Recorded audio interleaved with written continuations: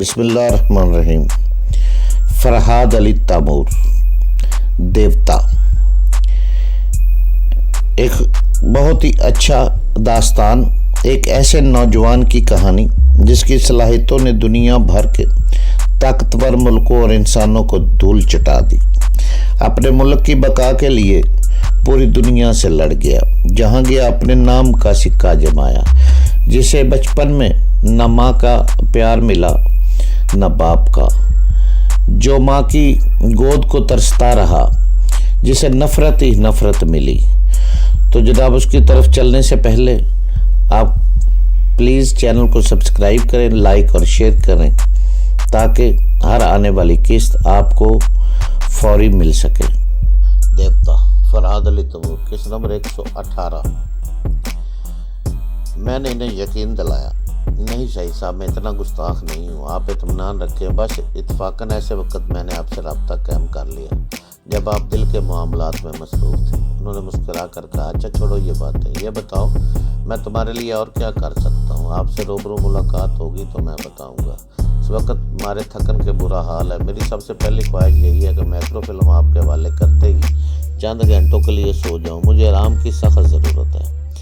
سعید احمد نے کہا، اگر ایسی بات ہے تو تم سیدھے میری آ جانا چاہیے، وہ یہاں فوراً تمہارے آرام اور سونے کا انتظام کر دوں گا، یا تمہیں کسی بات کی تکلیف نہیں ہوگی۔ میں نے ان سے کہا، میں سیدھا آپ کے پاس نہیں آ سکتا کیونکہ بیل منڈو کی کار میرے پاس ہے، میں اس کار میں سفر کر رہا ہوں۔ آپ سے ملاقات ہونے کے بعد میں اسے کسی ایسے مقام پر لے جا کر چھوڑ دینا چاہتا ہوں جہاں اس کار کو دیکھ کر ماسٹر یوشے یا اس کے اعلیٰ کار میرے فرار ہونے کی سمت کا تعین نہ کر سکیں۔ سعیدہ نے میرے خیال سے متفق ہو کر مجھے یقین دلایا کہ وہ جلد از جلد پنڈی پہنچنے کی کوشش کر رہے ہیں۔ تھوڑی دیر بعد جب میں نے دماغ کی اسکرین پر انہیں ایک کار میں روانہ ہوتے دیکھ لیا تو مطمئن ہو کر ان سے رابطہ ختم کر دیا، کیونکہ اب میں پھر ماسٹر یوشے کے متعلق معلومات حاصل کرنا چاہتا تھا۔ ماسٹر یوشے کی پریشانیاں بڑھتی جا رہی تھی۔ روما نے اس کی ہدایت کے مطابق ایک پولیس اسٹیشن میں اپنے انکل کی گمشدگی کی اطلاع دے دی تھی۔ پولیس والے بیل منڈو کا اولیاء ذہن نشین کرنے کے بعد اسے تلاش کرتے پھر رہے تھے اور ماسٹر یوشے کے پیچھے وہ پڑ گئی تھی۔ وہ کسی طرح بھی اپنی ٹیلی پیتھی کی صلاحیتوں کام لا کر اس کے انکل کا پتہ چلائے، مگر ماسٹر یوشے مجبور تھا، اس کی صلاحیتیں کام نہیں آ رہی تھی۔ اس کی بے چینی بتا رہی تھی جیسے وہ کانٹوں کے بستر پر لوٹ رہا ہو، جلد یہاں پہنچنے کی دوسری تدبیریں سوچ رہا ہو، مگر کوئی تدبیر سجائی نہیں دے رہی تھی۔ وہ بار بار بڑبڑاتے ہوئے اعتراف کر رہا تھا کہ فرحاد علی اس صدی کا بہت بڑا شاطر انسان ہے، جو اس جیسے دماغ کی بساط پر چال چل ہوئے شاطر کو بھی قدم قدم پر مات دیتا آ رہا ہے۔ اس کے ساتھ ہی اب اس کے ذہن میں ایک بار بار سر اٹھا رہا تھا، ایک سوال اس کے دماغ میں بار بار ابھر رہا تھا، کیا فرحاد علی ٹیلی پیتھی جانتا ہے؟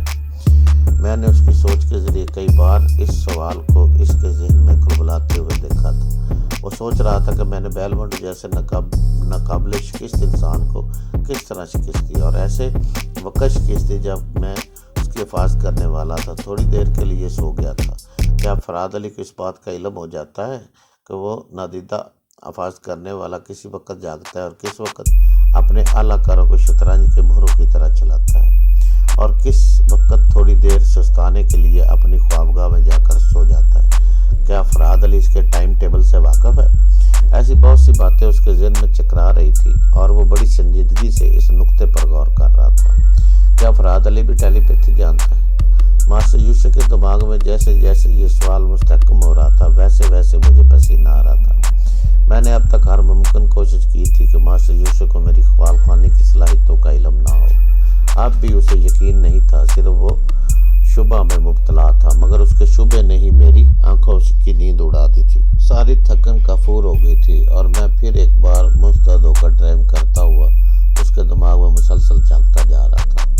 ماسٹر یوشے اب تک میرے متعلق جتنی بھی معلومات حاصل کر چکا تھا اور مجھے جس انداز میں اپنے دشمنوں سے نمٹتے دیکھ چکا تھا، اب ان سب کو پھر ایک بار اپنے ذہن میں تازہ کر رہا تھا اور یہ سمجھنے کی کوشش کر رہا تھا کب اور کس مقام پر میں نے خیال خوانی کی صلاحیتیں استعمال کی ہیں۔ اگر میں خیال خوانی جانتا ہوں، میری کوئی کمزوری اس کے ہاتھ میں نہیں آ رہی تھی۔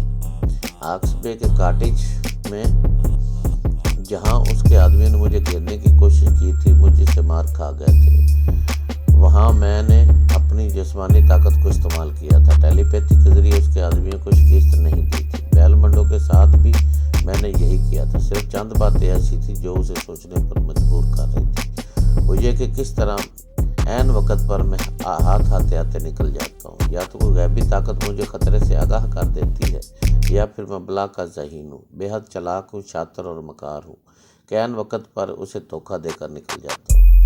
وہ بہت دیر تک میرے متعلق غور کرتا رہا۔ ٹیلی پیتھی کا علم نہیں ہے، اسے سیکھنے کے لیے اتنے دشوار مراحل سے گزرنا پڑتا ہے کہ اگر ہر انسان سیکھنا چاہے تو شاید 1,00,000 آدمیوں میں ایک آدمی کسی حد تک سیکھ سکے۔ ماسٹر یوسف یہی سمجھنے کی کوشش کر رہا تھا کہ فراد علی بھی 1,00,000 میں سے ایک آدمی ہے۔ اس کا دل تسلیم نہیں کرنا چاہتا تھا۔ وہ سوچ رہا تھا کہ پاکستان جیسے ملک میں جہاں ضروری تعلیم عام نہیں ہے، وہاں فراد علی ایسا علم کیسے سیکھ سکتا ہے جو ابھی تجرباتی مراحل سے گزر رہا ہے۔ اس علم کا متعلق یہی کہا جا سکتا ہے کہ ساری دنیا میں صرف 2-4 خوش نصیب ہی اس کے جاننے والے ہیں، اور ماسٹر یوسف خود کو سب سے بڑا خوش نصیب سمجھتا تھا۔ اسے اس بات پر فخر تھا کہ اس علم کی اتھاہ گہرائیوں تک صرف وہی پہنچ سکا ہے، کوئی دوسرا اس کا مد مقابل نہیں ہے۔ یوں بھی ہر پہلوان اکھاڑے میں پہنچ کر صرف اپنے آپ کو ہی شاہزور سمجھتا ہے اور دوسروں کی طاقت کو اس وقت تسلیم نہیں کرتا جب تک منہ کی نہیں کھاتا۔ ماسٹر یوسف بھی خود کو اتنا ہی بڑا استاد سمجھ رہا تھا اور اپنے سامنے مجھے ایک حقیر کیڑے سے زیادہ اہمیت نہیں دے رہا تھا۔ حقیر اس معنی میں کہ اس کے خیال میں ٹیلی پیتھی میں نہیں جان سکتا تھا، ورنہ دوسرے پہلوؤں سے مجھے حقیر سمجھنے کے بجائے میری ذہانت میری مکاریوں کا اعتراف کرتا جا رہا تھا۔ وہ میرے متعلق اس قدر الجھتا رہا کہ کسی خاص نتیجے پر نہ پہنچ سکا۔ میں اس کی سوچ پڑھتے پڑھتے بیزار ہو گیا۔ آخر میں نے اس پر لانت بھیج دی اور سے تھوڑی دیر کے لیے رابطہ ختم کر دیا، کیونکہ میں پنڈی پوائنٹ پر پہنچ چکا تھا۔ وہاں گاڑی روکنے کے بعد میں دروازہ کھول کر باہر نکلا۔ قریب کھڑی ہوئی ایک گاڑی سے سعید صاحب بھی نکل آئے۔ انہوں نے مجھے دیکھ کر بڑی خوشی کا اظہار کیا اور فوراً میرے پاس آ کر مجھے گلے لگا لیا اور خوشی سے کہنے لگے، فراد، مجھے یوں لگ رہا ہے جیسے میں صدیوں کے بعد ایک بچھڑے ہوئے عزیز سے مل رہا ہوں۔ میں بیان نہیں کر سکتا کہ میرے دل میں تمہارے لیے بعض اوقات کتنی شدید محبت پیدا جاتی ہے۔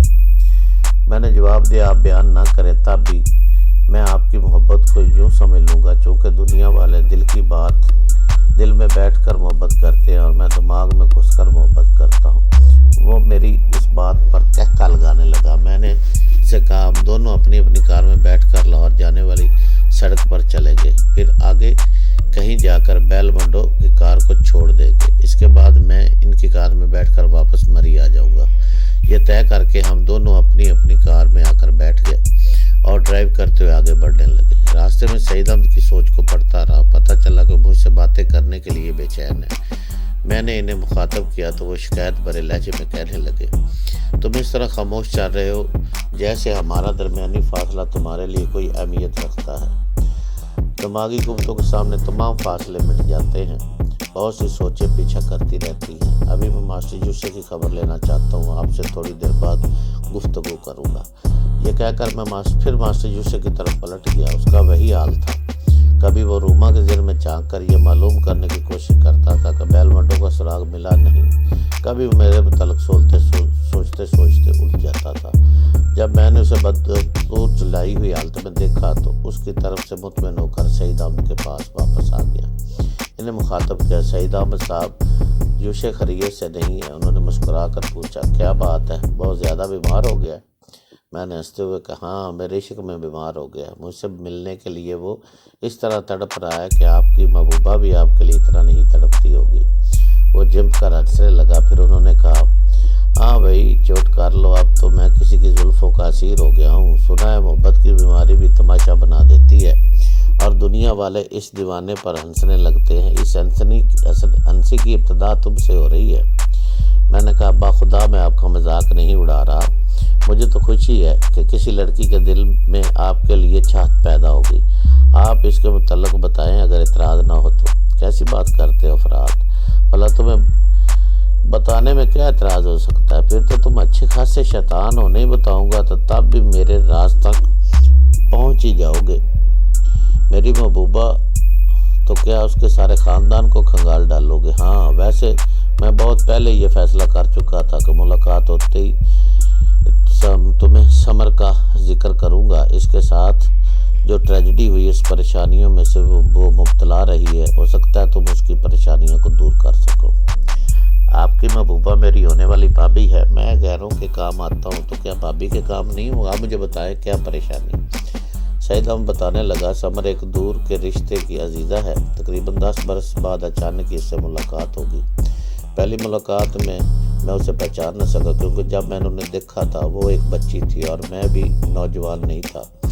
اب عمر بدل گئی اور نگاہیں بھی بدل گئی۔ میں اسے دیکھتے ہی مجھے یوں محسوس ہوا جیسے میں نگاہوں کی دوری کے باوجود دلوں کی قربت سے اسے پہچانتا ہوں۔ اس کی سوتیلی ماں نے مجھے پہچان لیا۔ مجھے دیکھتے ہی اس کی سوتیلی ماں نے کہا، تم شاید وکیل احمد کے بیٹے ہو جو لاہور میں رہا کرتے تھے۔ یہ کہہ کر میرے والد اور والدہ کے متعلق بہت سی باتیں بتانے لگی۔ میں نے تصدیق کرتے ہوئے کہا، جی ہاں، آپ درست فرما رہی ہیں، میں انہیں کا بیٹا ہوں، میرا نام سعید احمد ہے۔ پھر باتوں ہی باتوں پتہ چلا کہ سمر کے والد شیخ برکت علی جو ایک کروڑ پتی تاجر ہے، پچھلے 1 سال سے پاگل خانے میں پڑے ہوئے ہیں۔ یہ سنتے ہی سمر میرے سامنے پھوٹ پھوٹ کر رونے لگی۔ اس کی ستیلی ماں نے ناگواری سے دیکھا اور کہا، ایک تمہیں ہی اپنے باپ سے محبت نہیں ہے، وہ میرے بھی کچھ لگتے ہیں، میرا دل بھی دکھتا ہے، مگر میں اپنے آنسوں کو دکھاؤں؟ اب ان کا علاج ہو رہا ہے، اللہ تعالیٰ کی مرضی ہوئی تو ذہنی طور پر صحت یاب ہو کر واپس آ جائیں گے۔ تمہارے آنسو انہیں واپس نہیں لا سکتے۔ بس چپ کر جا۔ ان کی ڈانٹ ڈپٹ سن کر سمر دوسرے کمرے سے چلی گئی۔ میں نے اتنی سی بات سے اندازہ لگا لیا کہ سمر کے ساتھ اس کی سوتیلی ماں کا سلوک اچھا نہیں۔ پھر چھٹیوں کے دوران میری سمر سے بے تکلفی رفتہ رفتہ بڑھنے لگی۔ تب سمر نے مجھے بتایا کہ اس پر کیسی کیسی مصیبتیں نازل ہوتی ہیں اور بڑھنے لگی ہیں۔ میں نے جب سے اس کی سوتیلی ماں آئی ہے، ہمیشہ اس کی کوشش رہتی ہے کہ شیخ برکت علی کی ساری جائیداد اس کے نام ہو جائے۔ جب برکت علی اسے بیاہ کر لائے تھے تو اس وقت وہ ایک نوجوان بیوہ تھی اور اپنے ساتھ ایک 7 برس کا لڑکا لائی تھی۔ اب وہ جوان ہو گیا اور وہ بھی چاہتی ہے کسی طرح ساری جائیداد اس کے نام ہو جائے، جو قانونی طور پر ناممکن۔ اس مقصد کے لیے وہ بار بار شیخ برکت علی سے کہتی تھی کہ سمر کی شادی ان کے لڑکے سے کر دی جائے، لیکن یہ رشتہ نہ تو سمر کو پسند ہے اور نہ ہی اس کے والد اس رشتے کو پسند کرتے تھے۔ وہ ہر طرف سے ناکام ہو کر خاموش بیٹھ گئی۔ سمر نے صبح ظاہر کیا کہ بظاہر خاموش تھی، مگر اپنی سوتیلی بیٹی کو برباد کرنے کا انہوں نے بہت ہی خطرناک منصوبہ بنایا تھا۔ جب سمر 15 برس کی تھی تو چند بدماشوں نے اسے اغوا کر لیا اور ایک ویران سے مکان میں لے جا کر قید کر دیا۔ اس کی قسمت اچھی تھی کہ کسی نے اس کی عزت کو کھلونا نہیں بنایا۔ چند ہی گھنٹے بعد پولیس کی ایک جماعت نے اس مکان پر چھاپا مارا تھا اور اسے وہاں سے برآمد کر لیا۔ بدماش وہاں سے بھاگ گئے۔ پھر پتہ نہ چل سکا کہ وہ کون تھے اور کس مقصد کے لیے اسے اغوا کیا گیا تھا۔ سمر کہتی ہے اس کے پیچھے اس کی سوتیلی ماں کا ہاتھ تھا، لیکن اس کا جرم ثابت کرنے کے لیے سمر کے پاس ثبوت نہیں تھا۔ 1 سال پہلے اچانک ہی شیخ برکت علی کا دماغ چل گیا۔ وہ اچھے بھلے تھے، رات کو سونے سے پہلے اپنی عادت کے مطابق 1 گلاس دودھ پیا، پھر بستر پر لیٹ گئے۔ اچانک ہی بے چینی سے ادھر ادھر بستر پر وہ لوٹنے لگے۔ پھر انہیں پکڑ کر وجہ پوچھی گئی تو وہ الٹی سیدھی باتیں کر رہے۔ جو ان کے قریب جاتا وہ اسے مارنے کے لیے دوڑتے تھے۔ سمر کی امی نے ملازموں سے کہا کہ وہ انہیں پکڑ کر رسی وغیرہ سے باندھ کر دیکھے۔ پھر ڈاکٹر کو بلایا۔ دوسرے دن ڈاکٹر کی ہدایت کے مطابق انہیں پاگل خانے بھیج دیا۔ اب تک وہ پاگل خانے میں موجود ہے۔ میں نے سیدم سے پوچھا، ان کے پاگل پان کے سلسلے میں سمر کیا کہتی ہے؟ سمر اس سلسلے میں اپنی سوتیلی ماں پر شبہ کر رہی ہے۔ وہ کہتی ہے کہ رات کو سونے سے پہلے انہوں نے جو دودھ پیا تھا اس میں کوئی ایسی دوا ملائی گئی ہے جس نے ان کے دماغ کو الٹ دیا ہے۔ وہ دودھ پینے کے بعد ہی پاگل ہو گئے تھے۔ میں نے پوچھا، سمر کی سوتیلی ماں اپنے شوہر سے کیوں دشمنی کرے گی؟ سعید احمد نے جواب دیا، وہی جائیداد کا جھگڑا ہو سکتا ہے۔ دولت حاصل کرنے کے لیے مرد ہو یا عورت سب بھی پستی میں گر جاتے ہیں۔ وہ سمر کے والد کو پاگل بنا کر شاید کسی اور ہتھ کنڈے سے ساری جائیداد کو ہتھیا لینا چاہتی ہے۔ میرا اندازہ ہے وہ اس وقت بھی سمر کے لیے خطرہ بن سکتی ہے۔ اگر صبر نہیں ہے یعنی مر جائے، دوسری طرف اس کا باپ پاگل خانے میں رہے تو تم سوچو وہ ساری جائیداد کس کے حصے میں آئے گی؟ میں نے تائید میں سر ہلا کر کہا، ہاں، اس طرح بات کچھ سمجھ میں آتی ہے۔ بہرحال سمر کی سوتیلی ماں کیا چاہتی ہے یہ بھی معلوم کر لوں گا، آپ اطمینان رکھیں۔ جب تک میں آپ کے ساتھ ہوں، کوئی مجرم اپنا چہرہ نہیں چھپا سکے گا۔ سعید نے احسان مندی سے کہا، میں جانتا تھا فرات تم اس سلسلے میں ضرور سمر کے کام آؤ گے، میں یہ خوشخبری سمر کو سناؤں گا۔ میں نے ان سے پوچھا کہ آپ سمر سے میرا ذکر کر چکے ہیں؟ انہوں نے مسکرا کر کہا، میں تمہارا ذکر کہاں نہیں کرتا ہوں، تنہائی میں ہوتا ہوں تو تمہیں یاد کرتا ہوں، محفل میں بیٹھتا ہوں تو تمہارا ذکر ضرور کرتا ہوں۔ تمہاری تعریف کرتے وقت مجھے یوں لگتا ہے جیسے میرا مقام بلند ہو رہا ہو۔ میں نے سمر کے سامنے تمہاری بڑی تعریفیں کی۔ میں نے کسی قدر پریشان ہو کر کہا، اس کا مطلب یہ ہے کہ آپ نے سمر کے سامنے میری ٹیلی پیتھی کی صلاحیتوں کا بھی ذکر کیا ہے؟ وہ ذرا گڑبڑا کر بولے، نہیں، تو میں نے ٹیلی پیتھی کی صلاحیت سے سمر کو کچھ نہیں بتایا۔ کیا آپ سچ کہہ رہے ہیں؟ ہاں فرات، تم سے جھوٹ کیسے بول سکتا ہوں؟ میں نہیں جانتا، اگر میں جھوٹ بولوں گا تم سوچ کے ذریعے کسی بھی وقت سائے تک پہنچ جاؤ گے۔ یقین کرو تمہاری تعریف اس انداز سے کرتا ہوں جیسے تم سپر مین ہو، حیرت انگیز صلاحیتوں کو، مگر وہ صلاحیتیں کیا ہیں اس کا ذکر کبھی میں نے کسی سامنے نہیں کیا۔ جو سمجھو میں تمہاری ذہانت اور دلیری کی تعریف کیا کرتا ہوں۔